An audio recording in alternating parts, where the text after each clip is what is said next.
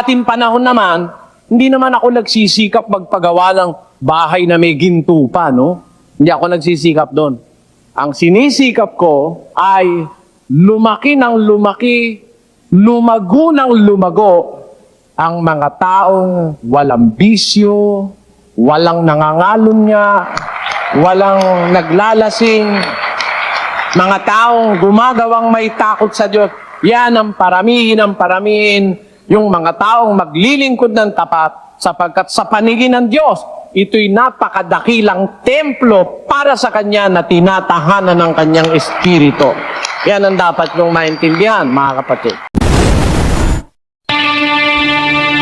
Find the truth.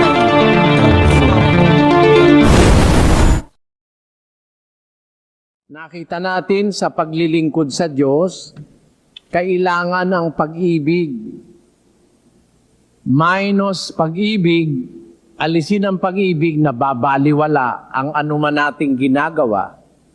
Kahit makagawa tayo ng mga dakilang gawa, walang pag-ibig, hindi po makabuluhan.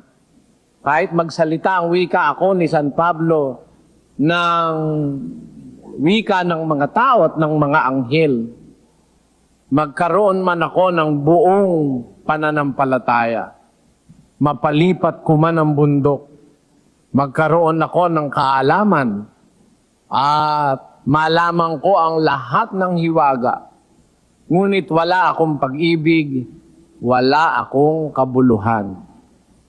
Para lang akong isang tangso na umaalingaw-ngaw, batingaw. Yan. Nakita natin yung paglilingkod is highlighted by love o sa pamamagitan ng pag-ibig. Ang ating tanong, ano ang marapat na paglilingkod sa Diyos ng mga kaanib sa Iglesia ng Diyos na dapat pagsikapang magawa na may pag-ibig? Daming tao. Yan ang ating tanong. Paano ang paglilingkod nating gagawin? How are we going to serve Him? How is that? How can that be? How are we going to serve our God? Remember, in the first part of our theme, nakita natin that we are serving a great God. Naglilingkod tayo sa isang napakadakilang Diyos. In fact, sabi sa Biblia, He is greater than all. We are serving the greatest of all beings in the universe. The greatest of all gods that is known to man. The Creator. Yun ang ating pinaglilingkuran. And what service are we going to offer Him? Yan po ang ating ipagpapatuloy. Great service Basahin din. natin ang Levitico. Ganito po ang sinasabi. 1:3. Kung ang kanyang alay ay handog na susunugin, na kinuha sa bakahan, ang ihahandog niya ay isang lalaki na walang kapintasan. Ayan. Noong araw, ang sabi ng Diyos sa mga lingkod niya, kung maghahandog sila ng alay, handog na susunugin. Tandaan niyo mga kapatid, sa Biblia meron po iba-ibang handog. May handog na kakainin. May handog na ukol sa kapayapaan. May handog na ukol sa kasalanan. Yan. Yung handog na kakainin, gaya ng tinapay at iba't ibang mga pagkain, mga langis, ang kumakain nun saserdote. Yung mga nangangasiwa sa templo. Ngayon, yung handog na ukol sa kasalanan, ang napakahalaga doon yung kanyang dugo. Ibinububo yun sa ibabaw ng dambana upang tumubos ng kaluluwa. Sapagkat ang dugo ang tumutubos dahil sa buhay nasa 17:10 hanggang 13 ng Levitico. Pero itong sinasabing ito na handog na susunugin, hindi po ito kakainin. Susunugin talaga ito. Kung ito'y baka o tupa, this will be totally consumed by fire para ihandog talaga sa Diyos. Sweet-smelling offering. Ayan. Wala kang kukunin dito. Susunugin ito na isang masarap na samyo sa Diyos. Kaya ang tawag dito sa ibang parte, sacrifice. Hindi mo kasi pakikinabangan yun eh. Makes sense. Yun ay aapuyan at susunugin. Ngayon, pagka ang handog ay susunugin, ang dapat ihandog yung iisahing taon na walang kapintasan. Halimbawa, baka yun, baka, 1 taon siya, tapos lalaki siya, walang kapintasan. Kasi ang kahilingan ng Diyos, bawat panganay, lalaki, nagbubukas ng bahay bata, maging sa hayop o maging sa tao ay akin. Sabi ng Diyos. It's a form of sacrifice. Kaya alam nyo mga kapatid, yung paglilingkod sa Diyos, dapat ang i-offer mo, walang kapintasan. Ano ba ibig sabihin ng walang kapintasan? The best. Diba? Pag ihahandog natin ang paglilingkod sa Diyos, kailangan yung walang kapintasan. The best. Aawit ka sa Diyos, gawin mo lang. Do it the best way you can do it. Di ba? Umawit kayong may biyaya sa inyong mga puso sa Diyos. Ang sabi ni Pablo. The best that you can do. Pag ihahandog mo sa Diyos. Maawit mo the best way you can. Hindi naman pinag-uusapan kung maganda ang boses mo o kaya ikaw ay disintonado ka. Basta yun the best. Pag alam mo na kasi, practice, nagiging perfect yung iyong ginagawa pag lagi ka nagpa-practice. Ganun na ibig ko sabihin mga kapatid. Ang paglilingkod sa Diyos, maghahandog ka, yung walang kapintasan. Ihandog mo yung awit, kung pwede, walang kapintasan. Siya may salita nun eh, pag maghahandog ka, yung walang kapintasan. Hindi ko naman inimbento yun, mga kapatid. Nasa Biblia yun. Kaya, if you are offering it to God, you have a choice. But, the choice must be the best.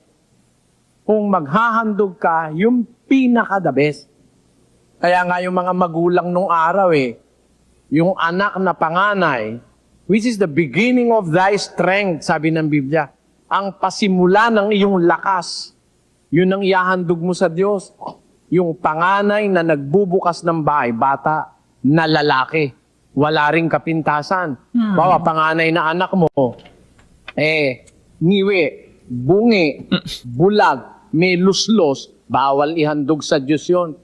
Ihandog mo sa Diyos yung anak mong panganay na walang kapintasan, lalaki. Hindi mo napapakinabangan yon.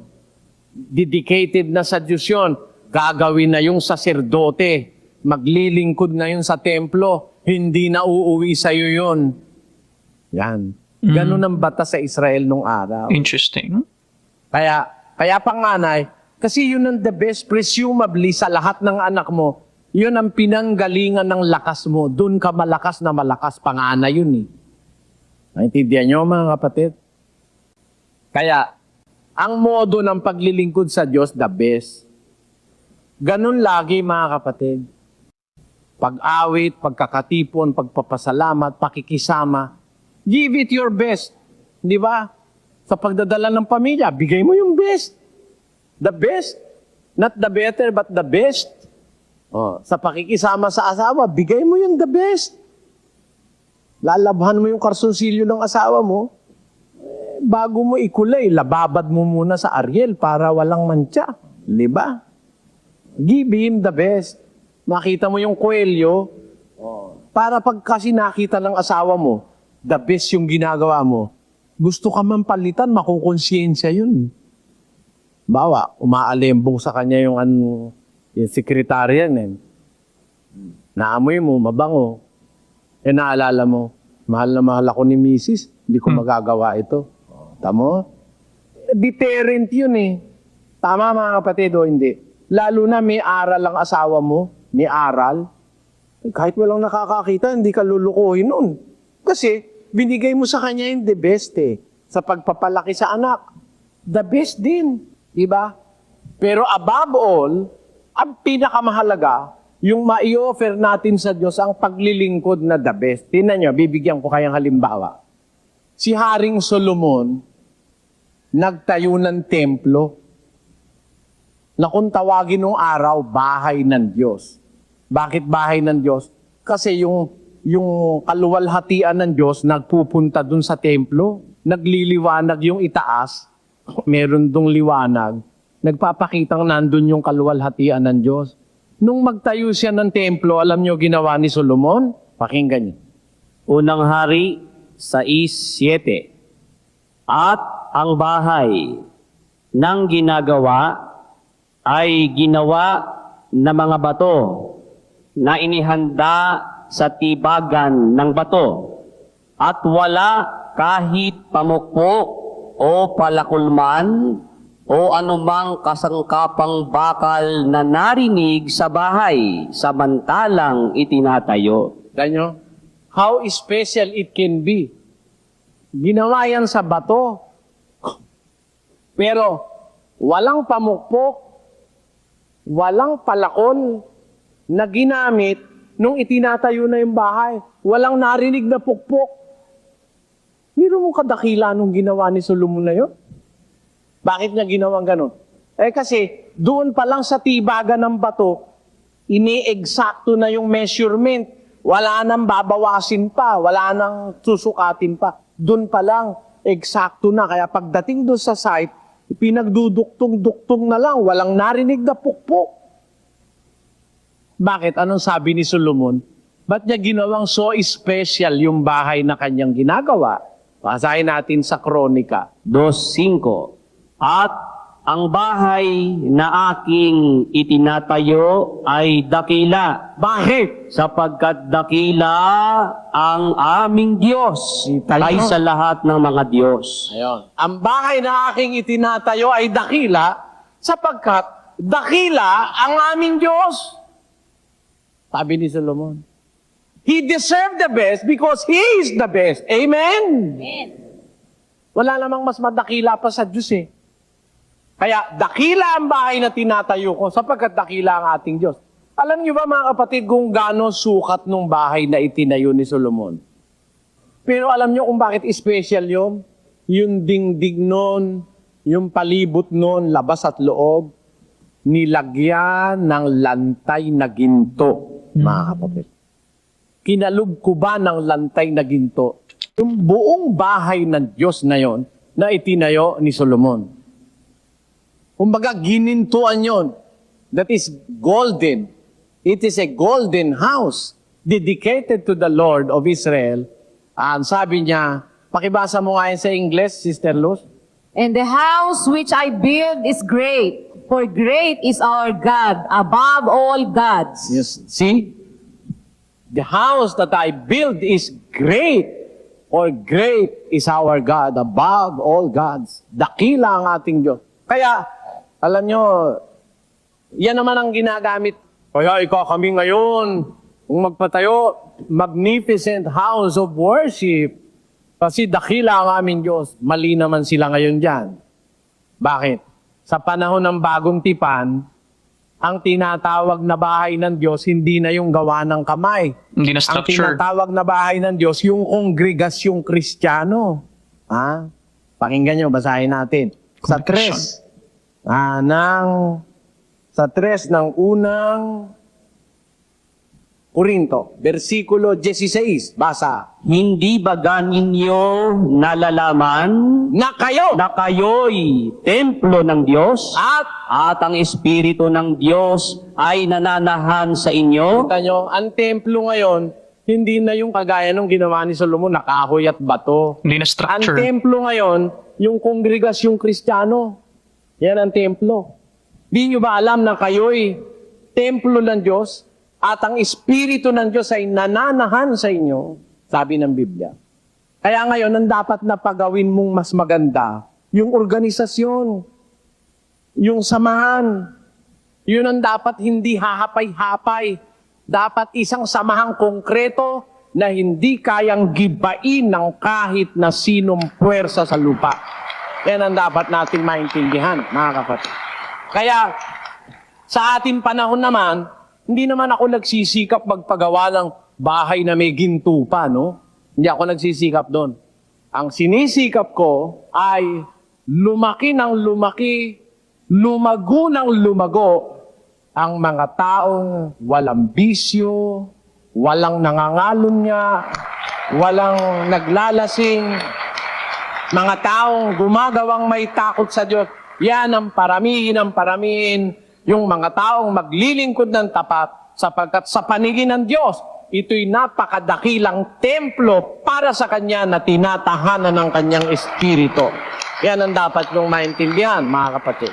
Kaya, ang dapat itayo ngayon yung mga taong nakalugmok sa kasalanan. Hindi yung kahoy at simento, no? Ang katunayan ng doktrina yan, walang apostol na nagpatayo ng templo. Amen? Oh. Diba? Si Pablo nakarating sa Asia Minor. Nakarating siya sa Smyrna, sa Pergamo, sa Thyatira, sa Sardis, sa Laodicea, sa Athens, sa Greece. Nakarating si Pablo. Kung doktrina yung pagpapatayo ng templo, sana nagpatayo siya ron. Naintindihan nyo ba? Biro mo, doktrina mo yung utos yung pagpapatayo ng templo. Although, hindi masamang magpatayo, pero hindi dapat na idagan yan sa miyembro. Paniwala ko, ang pangunahin nating pasan, yung pagpapalaganap ng aral para makahikayat ng lalong maraming mga taong pupuno sa templo espiritual ng Diyos. At yan ang samahan ng mga mananampalataya.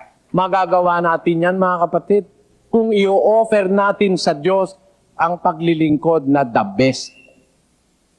Ako, naiisip ko talaga nung ako ay nasa high school, I did my best.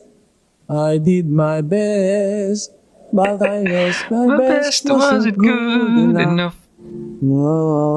Back where we were before. Nothing ever came this back to being strangers. One belief we all to stay or head on under the door.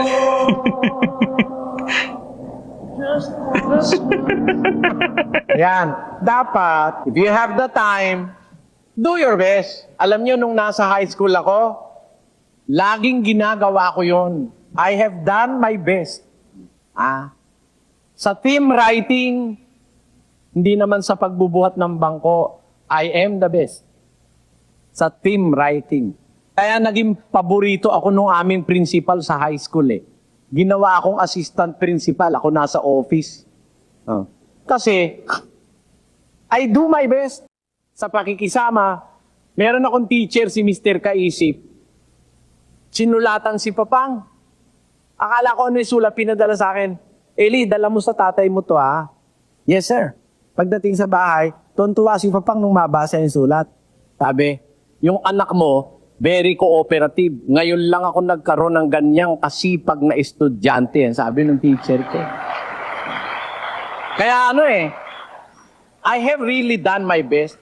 Nung magkamalay ako sa katwiran, sabi ko, kung sa mga bagay na panlupa, ginawa ko yung the best that I can do, the more that I have to do my best dahil na nakakilala ako ng katwiran sa paglilingkod naman sa Diyos. Yun naman ang aking, tingnan niyo mga kapatid, paminsan-minsan di naman siguro magiging kasalanan sa Diyos yun. When I read the Bible, When I start reading the Bible, I dedicated the best of my time. Nagbasa po ako ng Biblia 17 anyo. Pag nagbabasa ako, ayokong may istorbo. Mag-uumpisa ako ng alas 7 ng gabi, natatapos akong alas 4 ng madaling araw. Walang tulog. May papel ako saka ballpen. Lahat ng mabasa ko, dapat kong tandaan, sulat akong sulat. Isang makapal na notebook ako, susulat. Di pa uso computer nun eh. Awa ng Diyos, o, tanyo? Awa ng Panginoon Diyos. Ano nangyari? Napamahal sa akin yung Biblia. Halos nakabisado ko yung mga kailangang tandaan talata sa Biblia, di ba? O, ito ba pagyayabang o kayo ba ang saksi o mga kapatid? O pagyayabang ba ito o ano ba? Na natandaan ko ba ang Biblia o hindi? Because I did my best. I did my best. Mahal na mahal ko yung Biblia ko. Ang katunayan, yung kauna-unahan kong Biblia, 40 taon na ngayon, nandyan sa museum, buo pa. Yung pangalawa, nandyan pa rin. Yung pangatlo, nandyan pa rin. Ang mga Museum. Bibliang pinagpuyatan kong saliksikin sa matagal na panahon. Kung hindi siguro talagang dedicated yung ginawa kong pagbabasa, siguro kagaya lang ako ng ibang mga mangangaral, saka mga leader ng reliyon na hindi makalabas. Hindi makapagbukas ng programang pwedeng tanungin at usisain ng tao ang kanilang nalalaman. Di ba gano'n, mga kapatid? Oh. Kasi, nagbunga yon yung aking pagmamalasakit na malaman talaga yung sinasabi ng kasulatan. Pero, I believe I should have done more. Humbly, I speak before you. I believe I should have done more. Naniniwala ako na may mas magagawa pa ako, bro. Kaya lang, nasa akin na rin yung mga pagkukulang. Kasi pag bata ka pa, minsan di mo nare-realize yung dapat mong ma-realize eh. Minsan kung kailan ka matanda na at medyo mahina ka na, saka mo naisip, ba't ba hindi ganun ang ginawa ko? Kung maibabalik ko lang ang dating inog na mundo. Yun eh. Yun eh, kanta ng matatanda yun eh. Kung maibabalik ko lang. Kung pwede mo nga ibalik lang, hindi mo na nga maibabalik eh. Kaya sinasabi ko sa mga bata, ngayon pa lang mag-umpisan na kayo. Magbasa kayo ng Biblia. Gawin nyo yung pinakamagandang magagawa nyo. Umawit kayo na may gusto. Manalangin kayo the best way you can. Dumalo kayo the best way you can do it. Kayo yung magpasalamat the best you can do it. Hindi ang the best, yung mga suot. Hindi yun ang dapat the best eh. Unang-unang dahilan, sapagkat ang ating Diyos ay dakila. Dakila ang ating Diyos. Ibigay natin sa Kanya yung pinakadakila na magagawa natin. Gaya ng ginawa ni Solomon at gaya ng ginawa ng mga unang Kristiyano. Alam nyo, yung mga unang Kristiyano nung araw, kung maglingkod sa Diyos, biro mo, sinusunog na, kinakain na ng leon, umaawit pa. In the first century Christian church, let us be as meek as them. Blessed are the meek, for they shall inherit the earth, according to the Bible. Kung paano silang nagpakumbaba, ganun din tayo. Kung paano silang nagtiyaga, ganun din tayo. Naglalakad sila sa bayan, mga nayon, dinadalang mabubuting balita ng kaharian ng Diyos, kasama ang 12 at ang ilang babaeng pinagaling sa mga At ang ilang babae na pinagaling sa masasamang espiritu at sa mga sakit. Si Maria na tinatawag na Magdalena na sa kanya'y 7 demonyo ang nagsilabas. Si Susana, asawa ni Chusa, katiwala ni Herodes, at ang iba pang marami na ipinaglilingkod sa kanila ang kanilang tinatangkilik. Tanyo, talagang devoted sila, yung mga unang Kristiyano. Devoted sila, ang sisipag nila sa kanilang paglilingkod. Yan pagpapakita how devoted they were, kung gaano sila katapat dun sa kanilang ginagawang paglilingkod. They have offered the best, and not only their best, but also their lives. Inialay ng mga unang Kristiyano ang kanilang buhay kasi nabuhay sila, mga kapatid, sa isang panahong pag tinawag kang Kristiyano'y nanganganib ka. Noong panahon na yon, pagka Kristiyano ka, uusigin ka, papatayin ka ng Imperyo Romano. Pinakakain sa leon, sinusulog ng buhay. Kaya noon, siguro hindi mo sasabihin, ako, Kristiyano ako. Pagmamalaki mo, ngayon pinagmamalaki pa eh. Ako, we are born again Christian. Ha? Because you are living in a situation that Christians are respected, Christians are admired. Pero mabuhay ka nun na, sabihin mo ikaw ay Kristiyano, manganganib ang buhay mo. Noong panahon na yon, hindi nila ikinahiya na sila'y tawaging mga Kristiyano. Yan.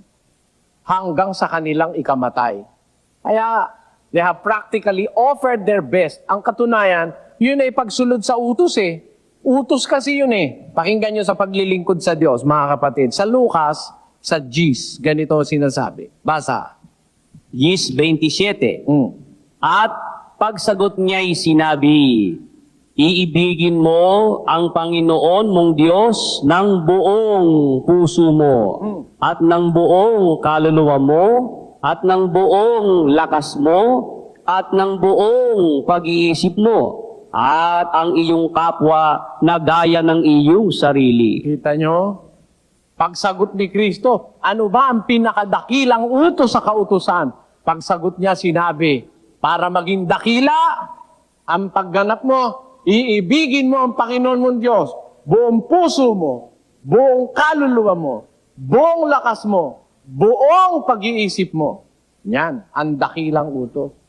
Gusto mong magawa yung pinakadakila para sa pinakadakilang Diyos. Dapat na ibigay mong buong pag-iisip mo, buong kaluluwa mo, buong lakas mo. Isipin mo, kapatid, buong lakas, buong kaluluwa, buong puso, buong pag-iisip. Ano matitira?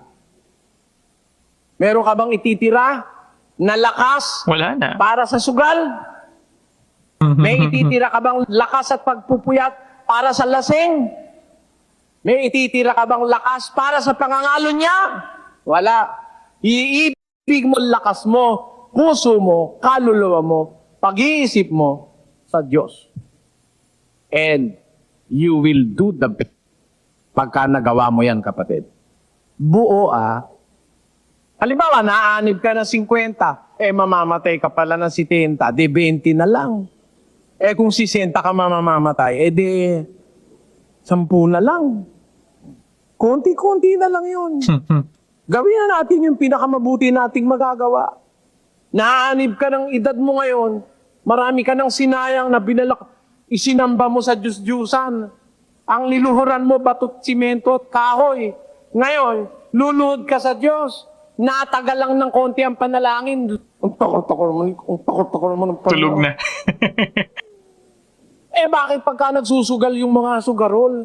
Magdamag dun, hindi nga naghahapunan, nauulser eh. Walang sinabi, tagal-tagal naman itong sugal na to. Meron ba kayo nakita, nagiinuman? Tagal-tagal naman itong inuman. Habang tumatagal, lalo pong silang nasisiyahan eh. Bakit pag nung nasa kalayawan ka, di ka nagmamadali?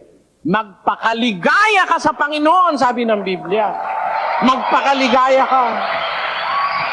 Maglingkod kayo.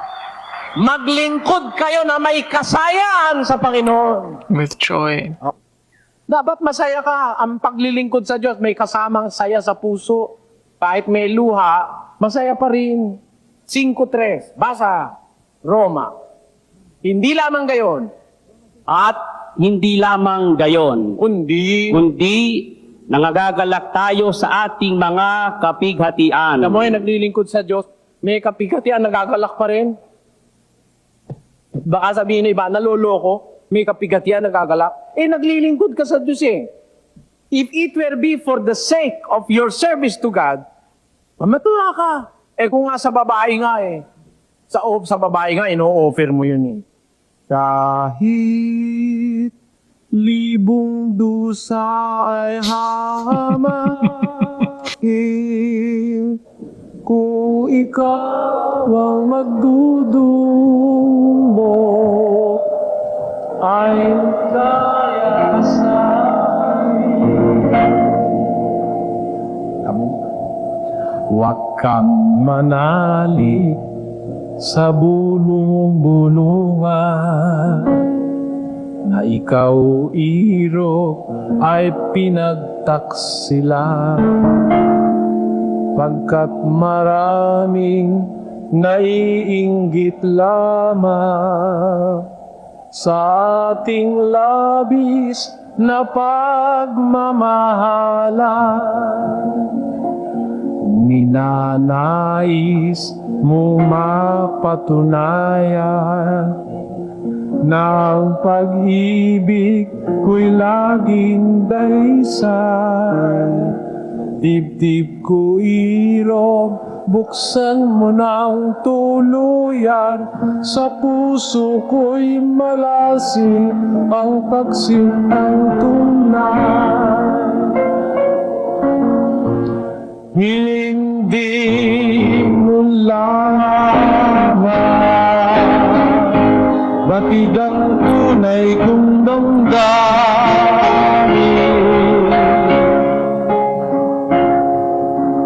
Pero ikaw lamang ang ibigin.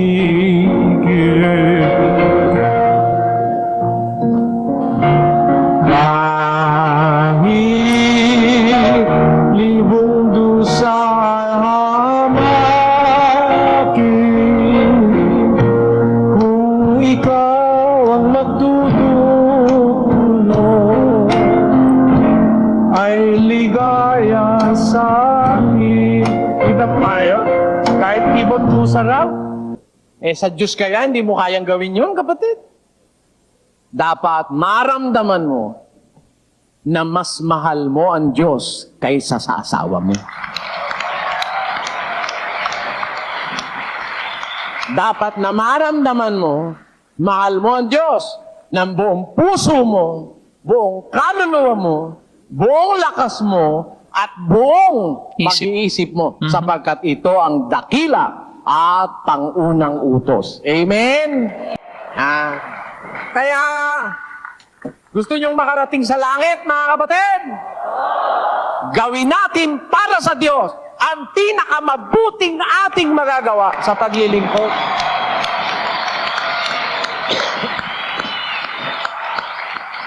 Let us offer Him the best. The best that we can do. The best that we can say. The best that we can do for Him. The best that we can offer Him. Yon ang kailangan natin, mga kapatid. Gusto nating ang Diyos ay makumbinsi natin na mahal natin siya, buong puso, buong lakas, buong kaluluwa, buong pag-iisip. Let us start offering Him the best that we can do. Ano ang ganti ng Diyos sa mag-aalay ng pinakamabuting paglilingkod at magagawa sa Diyos? May ganti ba ang Diyos doon? Pakinggan nyo mga kapatid. Marcos 10:29. Sinabi ni Jesus, katotohanang sinasabi ko sa inyo, walang taong nag-iwan ng bahay o mga kapatid na lalaki o mga kapatid na babae o ina o ama o mga anak o mga lupa dahil sa akin at dahil sa Ebanghelyo na hindi siya tatanggap ng tig-100 ngayon sa panahong ito ng mga bahay at mga kapatid na lalaki at mga kapatid na babae at mga ina at mga anak at mga lupa, kalakip ng mga pag-uusig at sa sanglibutang darating ay nang walang hanggang buhay. Kita nyo? Walang nag-offer sa Diyos ng paglilingkod na the best. Nag-iwan ng ama, ina, kapatid na lalaki, kapatid na babae, mga kaibigan, lupa, bahay, kayamanan. Dahil sa paglilingkod sa Diyos, sinakripisyo mo lahat yun. Walang taong ganon ang ginawa na hindi tatanggap ng makaisang daang ganti sa buhay na ito. makaisandaang ama, ina, kapatid na lalaki, kapatid na babae, bahay, kayamanan, etc.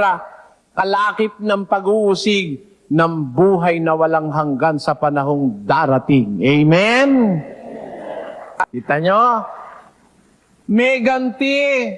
Pag inoffer mo sa Diyos yung the best, gagantihin ka ng makaisandaang the best. Amen! Oh, naniniwala ba kayo? Naniniwala ba kayo ang Diyos marunong gumanti? Naniniwala rin ba kayo magagawa ng Diyos offer sa'yo makaisandaang the best?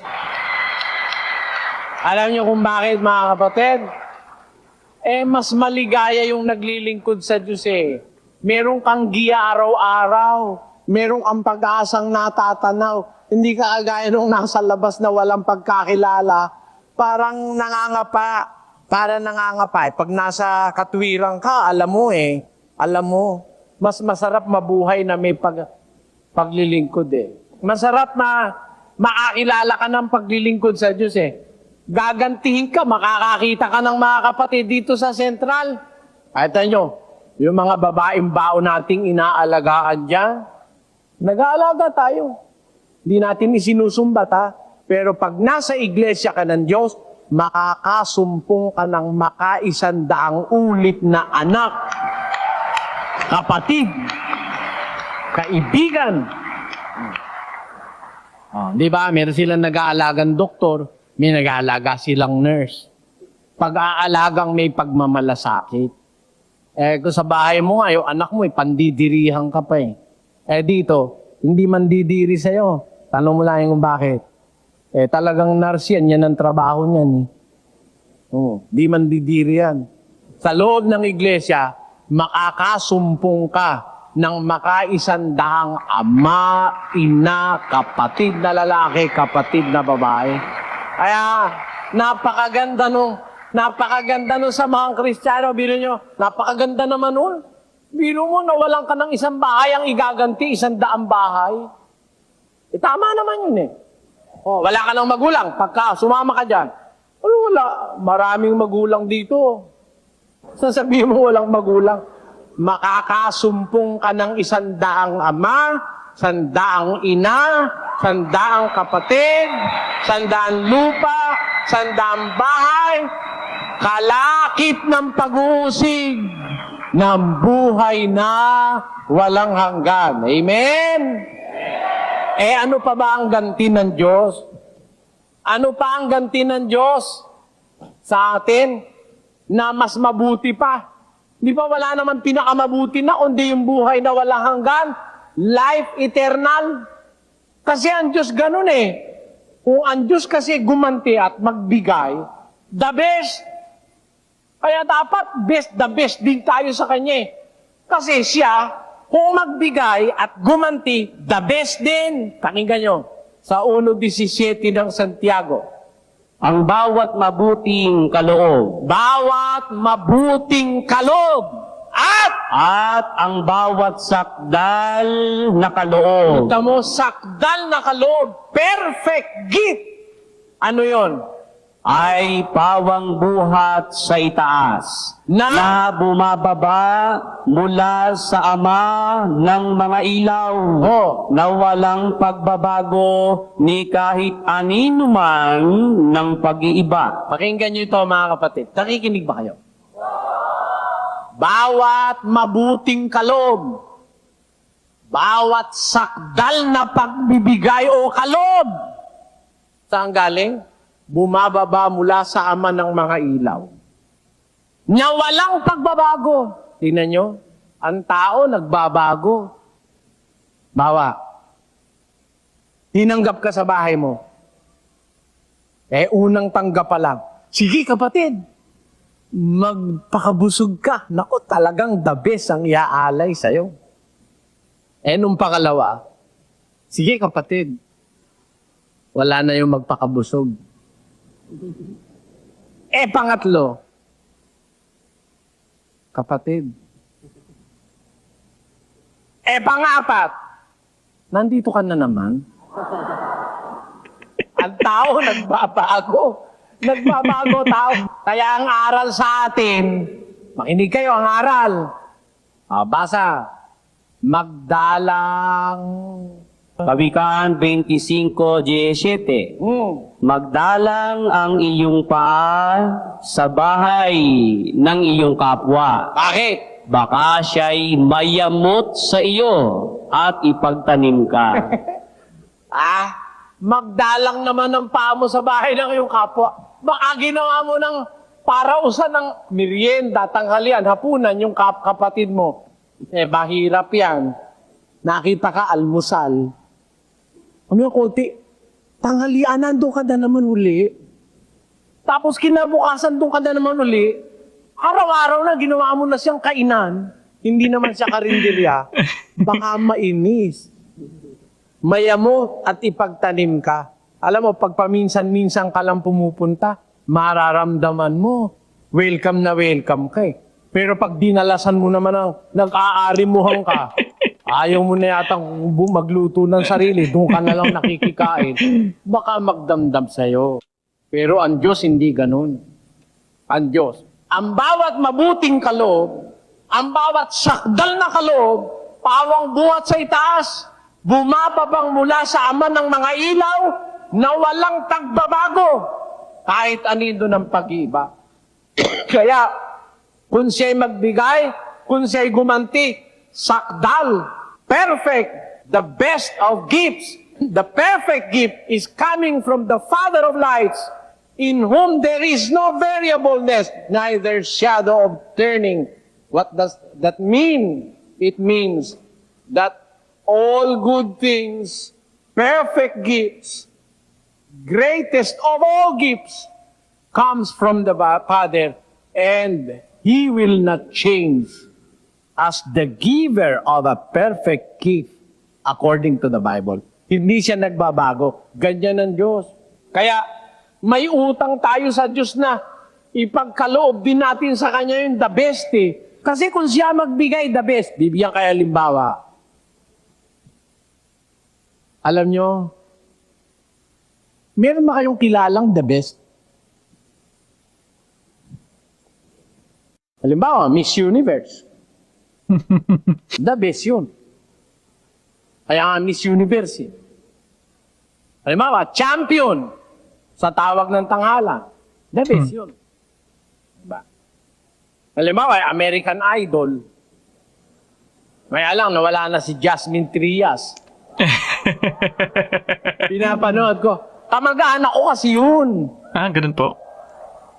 Jasmine Soriano Trias. Ay, nawala na. Inalis na. Nasa top 3 siya. Inalis na. Taga Hawaii po yun. Ilocano yun. Ilocano yun. At lahat ng Sorianong Ilocano, kamag-anak ko yun. Ngayon, akala ko siya the best eh. Kung mas mahusay yun kaysa doon sa babaeng maputi, mas mahusay si Jasmine doon. Siyempre, atin yun eh. I love my own, my native land, Philippines, my Philippines. To thee I give my heart, yeah. Philippines, my Philippines. La la la la. Yan. Ngayon, meron pa ba kayong kilalang the best? Ako may kilala. The best. At yun ay walang iba, kundi ang ating Panginoong Hesukristo.